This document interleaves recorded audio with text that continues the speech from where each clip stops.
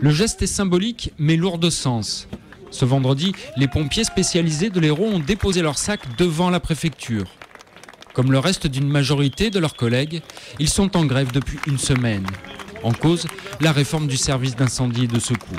Nous avons été les demandeurs il y a 2 ans d'une structuration ou restructuration du SDIS qui n'existait quasiment pas il y a 2 ans.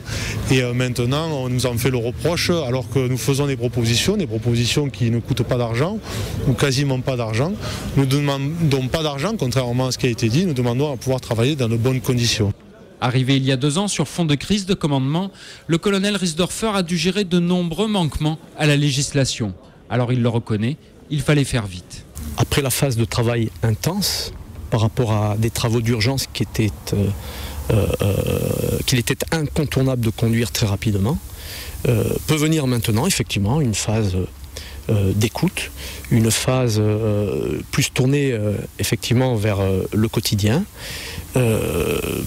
mais uniquement parce que effectivement nous avons fait tout ce travail de fond. Un travail de fond qui porte entre autres sur la planification 1 an à l'avance des jours travaillés.